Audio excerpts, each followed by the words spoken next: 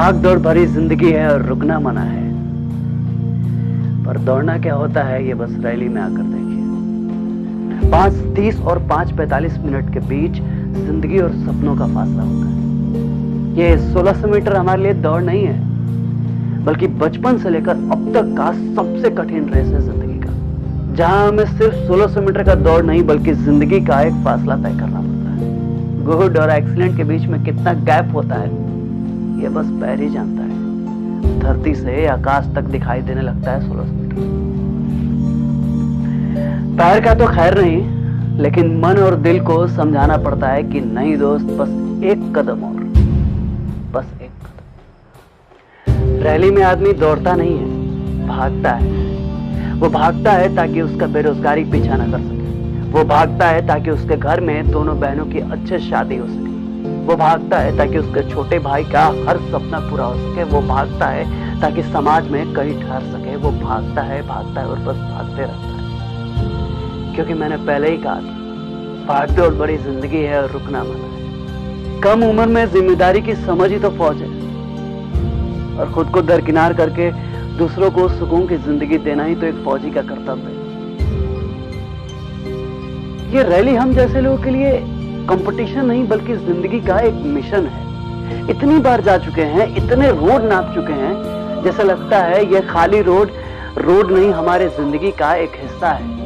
ये चना, गुड़, दूध हमारी ताकत है, और गोल्ड स्टार के जूते नहीं, हमारे सफर के साथी हैं। ये ट्रैक के उतार चढ़ाव और जिंदगी के उतार चढ़ाव को बहुत अच्छे से समझते हैं। ये पैर थक जाता है, लेकिन ये जूते नहीं थकते। वैसे जिंदगी और जूते में ज्यादा का फर्क नहीं होता, सिर्फ सोच का फर्क होता है। जितना सहेज कर रखेंगे ये उतने ही टिकाऊ होंगे।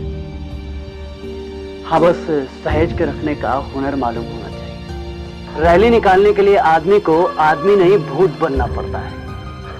मन में आए और झोला उठा के चल दिए, ऐसे में रैली नहीं निकलता साहब, सिर्फ वक्त निकलता है। क्योंकि रैली निकालने के लिए एक जिद की जरूरत होती है, एक ऐसी जिद जिसपे सारी उम्मीदें टिकी। आर्मी का फॉर्म, बीएसएफ का फॉर्म, सीआरपीएफ का फॉर्म चाहे किसी भी फोर्स का हो, ये फॉर्म सिर्फ फॉर्म नहीं, हम लोगों का सपना होता है। हम लोग फॉर्म भरते नहीं है बल्कि उसको फील करते हैं। जहां फॉर्म फिल करके हम ये एहसास होता है कि हम बाकियों से अलग हैं, हमारा ट्रैक अलग है, हमारा रेस अलग है, साला हमारा तो रूट ही अलग है। लोगों की जिंदगी में फेसबुक है, व्हाट्सएप है, और हमारी जिंदगी में पुलअप है और पुशअप्स है। हमारी जिंदगी चाइना के दीवार से खड़ी नहीं है, बल्कि टफनिंग से भरी पड़ी। प्रेशर क्या होता है, कभी रैली अटेंड करने वाले लड़के को देखिए। कुकर इतने प्रेशर में फट सकता है, लेकिन एक रैली अटेंड करने वाला लड़का नहीं, क्योंकि मैट्रिक से ही उसको मोहल्ले और घर के लोगों का प्रेशर सहने का आदत है। उसको पता है कि मोहल्ले के लोग ठीक से पानी पीने नहीं देंगे और घर के लोग इतने आसानी से जीने नहीं देंगे। ये मैट्रिक, इंटर और ग्रेजुएशन के बीच का पीरियड बहुत ही बेशर्म होता है। हर रोज जलील होना पड़ता है हम जैसे बेरोजगारों को। हर बार एक ही सवाल का जवाब देना पड़ता है, तैयारी कैसे चल रही है? तैयारी करते रहोगे कि जॉब भी करोगे? कब खत्म होगा तैयारी? तैयारी तैयारी तैयारी, ये तैयारी खत्म होने का नाम ही नहीं लेती, चलते ही रहती है। पता नहीं कब तक चलेगी। दवाई की एक्सपायरी डेट होती है, लेकिन ये तैयारी की नहीं। जानते हैं, इस कपड़े पे लगे रंग का दाग धुल जाता है, पर बेरोजगारी का दाग, ये दाग आसानी से नहीं धुलता। इस चंद्रमे के जैसे लांछन लग जाता है। धरती पे जितना कष्ट बीमारी से है, उससे कहीं ज्यादा बेरोजगारी से है। सारे दुखों का कारण बस बेरोजगारी है। अच्छा, बीमारी का इलाज है, पहचान है, डॉक्टर है, पर इस बेरोजगारी का कोई माँ बाप नहीं। फॉर्म भरते रहिए, मरते रहिए, लगे रहिए जब तक उम्र है। फॉर्म और प्लेटफॉर्म हमारी जिंदगी का एक हिस्सा है। जहां फॉर्म के बारे में तो पता है, लेकिन प्लेटफॉर्म, इसका कोई तय ठिकाना नहीं है। टाइम कितना इंपॉर्टेंट है ये बस रैली में आकर ही समझ में आता है। जब आदमी 2 सेकंड के लिए एंट्री गेट से आकर बहाली से आउट हो जाता है तो 1 मिनट में दुनिया और दुनियादारी समझ में आ जाती है। इंसान अंदर से टूट जाता है। फेफड़े की तरह ये आंखें भी फड़फड़ाने लगती है और पूरे शरीर में एक सुई सा चुभन महसूस होता है। और सच्चाई है भी है दोस्त कि यहाँ दौड़ अपने ही लोगों के बीच में है, कंपटीशन अपने ही साथियों से।